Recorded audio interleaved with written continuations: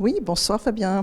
Vous avez donné à l'occasion de la Journée de la Femme 2 conférences sur Marie Blanc. Rappelez-nous qui était Madame Monte-Carlo, comme on l'appelait. La Lady Monte Carlo. Bah écoutez, au départ, une femme très modeste qui, de par son mariage avec François Blanc, l'ancien concessionnaire des Jeux de Baden-Bourg, a fait fortune et a beaucoup investi en œuvres caritatives, mais aussi en constructions diverses, en art et en culture à Monaco. Donc on lui doit beaucoup sur la principauté. C'était donc à la base une domestique de François Blanc lorsqu'il développait le commerce des jeux dans une ville en Allemagne. Elle était toute jeune, 14 ans, c'est ça? 15 ans, elle est rentrée à son service à l'âge de 15 ans comme gouvernante des enfants de sa première union. Donc Camille, qui sera le prochain directeur des jeux après la mort de Marie Blanc, et Charles. Comment est-elle passée de personnel de maison à femme de François Blanc, le fondateur de la Société des Bains de Mer? Ben, en fait, il l'a un petit peu courtisé et il a été séduit par son intelligence, sa vivacité d'esprit et il a voulu lui donner une éducation un peu plus poussée. Il lui a offert pendant 4 ans des cours de maintien, de conversation, de culture générale à Paris dans un internat pour filles. Et voilà, il avait l'intention effectivement de l'épouser. Une fois veuf, il a eu l'intention de l'épouser.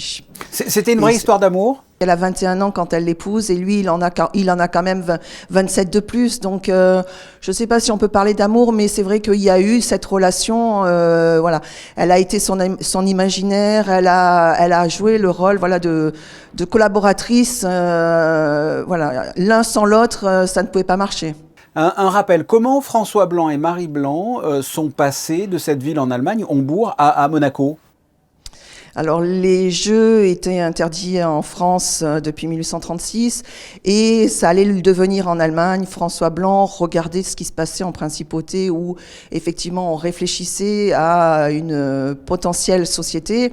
Il y a eu 3 tentatives avant François Blanc de Société des Bains de Mer et du coup, il regardait de loin ce qui se passait.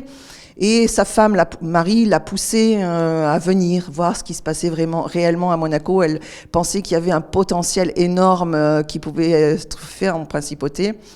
Et donc, François Blanc faisait partie d'un cercle hyper sélectif à Paris où il côtoyait le duc de Morny, les frères de Rothschild et le prince Charles III.